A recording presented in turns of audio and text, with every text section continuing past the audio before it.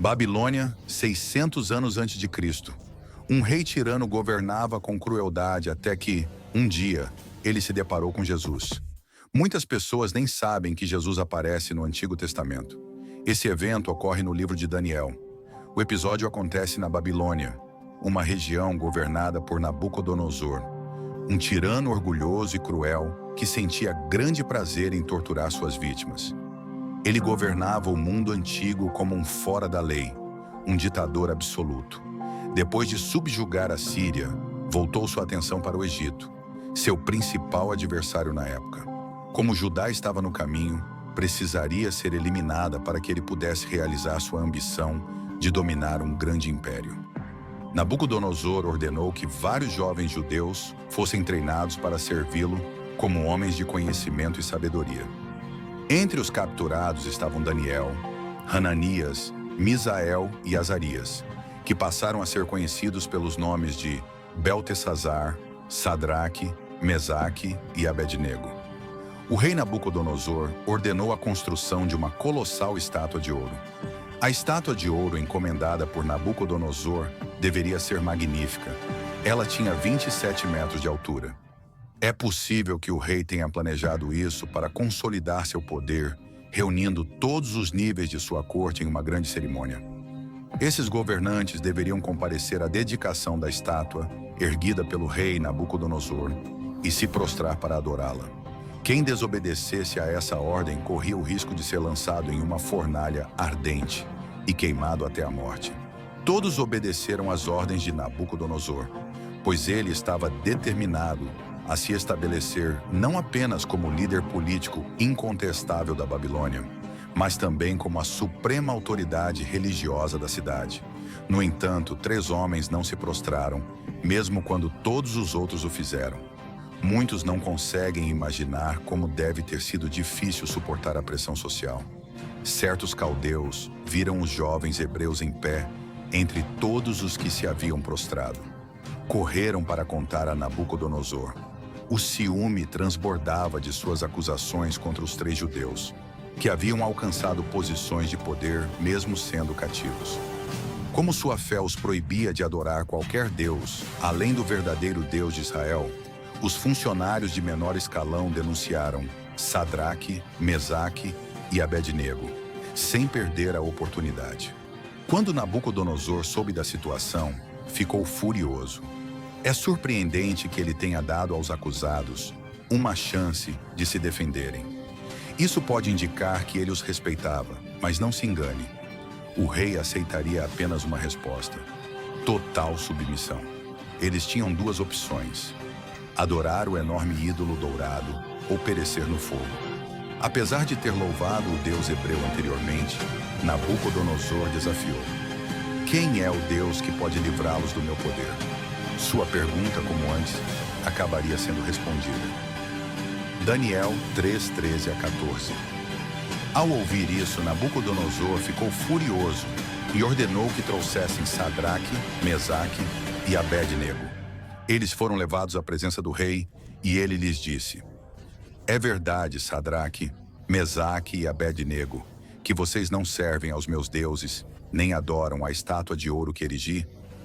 Esses corajosos judeus desafiaram a ordem direta do rei e se colocaram nas mãos de Deus. Sua resposta foi notável. Daniel 3:16-18. Sadraque, Mesaque e Abednego responderam ao rei: ó Nabucodonosor, não precisamos nos defender diante de ti neste assunto. Se formos lançados na fornalha ardente, o Deus a quem servimos pode nos salvar dela, e ele nos livrará das tuas mãos, ó rei. Mas se ele não nos livrar, saiba, ó rei, que não serviremos aos teus deuses, nem adoraremos a imagem de ouro que levantaste.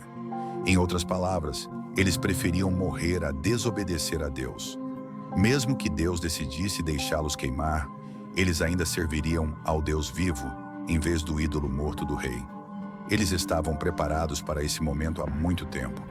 Então Nabucodonosor ficou tomado de fúria, e sua expressão mudou em relação a Sadraque, Mesaque e Abednego.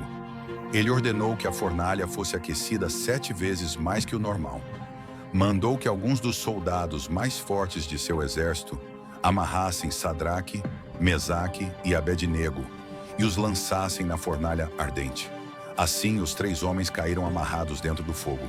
Então, o rei Nabucodonosor ficou atônito e se levantou apressadamente. Ele perguntou aos seus conselheiros: "Não jogamos 3 homens amarrados no fogo?" Eles responderam: "Sim, ó rei." Mas ele exclamou: "Eu vejo 4 homens desamarrados, andando no meio do fogo, e eles não estão feridos.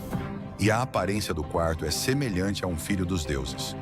Quando Nabucodonosor viu os homens andando no fogo, não apenas achou incrível que tivessem saído ilesos, mas também que havia 4 deles. O quarto parecia ser um filho de Deus, sugerindo que era Cristo antes de sua encarnação. Jesus estava ali com eles, fisicamente, no meio da fornalha ardente. Sadraque, Mesaque e Abednego podem ou não ter percebido a presença do Filho de Deus. Nabucodonosor também notou que os homens estavam livres dentro do fogo. Somente as cordas que os prendiam haviam sido queimadas. Deus pode surpreender até os corações mais endurecidos, aqueles que se opõem a Ele e ao seu povo.